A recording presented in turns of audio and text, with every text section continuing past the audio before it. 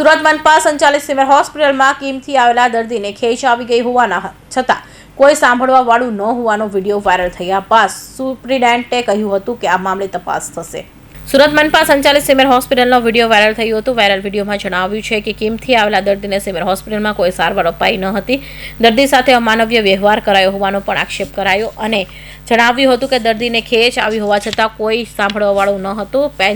પેશન્ટને કંઈ થઈ જાય તો જવાબદાર કોણ રહેશે તેવા સવાલો સાથે દર્દીના પરિવારજનોએ ઉશ્કેરાઈને વિડીયો ઉતારતા સ્ટાફ દ્વારા ઉદ્ધતાભર્યું વર્તન પણ કરાયું હોવાનો આક્ષેપ કરાયો હતો। તો આ વિડીયો વાયરલ થયા બાદ સિવિલ હોસ્પિટલના સુપ્રિન્ટેન્ડન્ટ જીતેન્દ્ર દર્શનને નિવેદન કર્યું હતું કે આ વાયરલ વિડીયો અંગે જણાવ્યું હતું કે આ મામલે તપાસ કમિટી રચાશે અને તપાસ કમિટીના રિપોર્ટ બાદ જવાબદારો સામે કાર્યવાહી કરાશે તેમ જણાવ્યું હતું।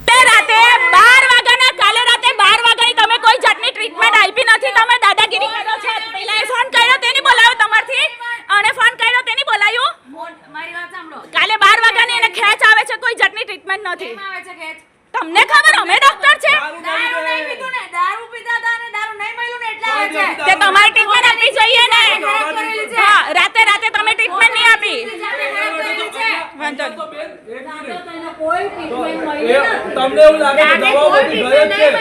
અરે આખી રાત એમ જ બેહી રહ્યા હવારે લઈડા ને ત્યારે બાટલો ચડાવ્યો તમે લોકોએ આખી રાત એમ જ રહ્યા।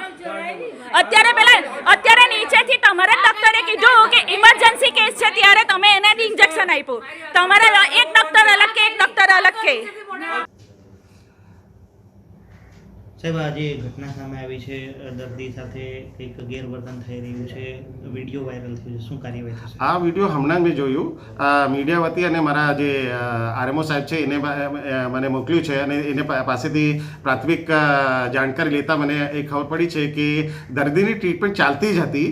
હવે એ જે ગેરસમજ થઈ છે કે ટ્રીટમેન્ટ અપાતી નથી કે એ પેશન્ટના અને એ તપાસનો વિષય છે એના માટે હું તપાસ કમિટી નિમીને પછી એ જે આગળની તપાસ છે કે કારણ શું છે બધાનું અને જે વાત વિડીયોમાં દેખાય છે કે ભાઈ દારૂ ના મળી અને એના કારણે ખેંચ આવી છે તો એ કદાચ ડૉક્ટર જે છે એ જે વિડ્રોલ સિમ્ટમ્સ છે એના માટે સમજાવવાનો પ્રયત્ન કરતા હશે।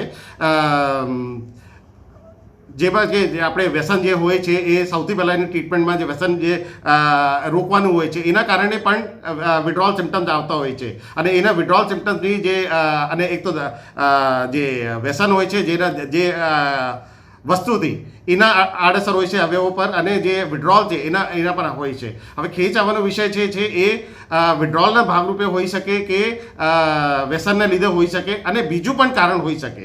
એ તપાસનો વિષય હતો એના માટે જે એમઆરઆઈ કરાવવાની હતી એ બાબત લઈને કંઈ એ માથાકૂટ થઈ હતી છતાંય હું તપાસ કમિટી નીમું છું જેમાંથી એ ખબર પડશે કે મુખ્ય કારણ શું હતું। કારણ કે હોસ્પિટલમાં એટલા બધા દર્દીઓ આવતા હોય છે ડૉક્ટરની કોઈ એવું એ નથી હોતી કે ભાઈ કોઈને એ કરવાનું ખોટું કરવાનું હોય। હવે આ બાબતમાં શું થયું છે એના માટે તપાસ કમિટી જે નિર્ણય આપશે એ પ્રમાણે ચોક્કસપણે એક્શન લેવાશે।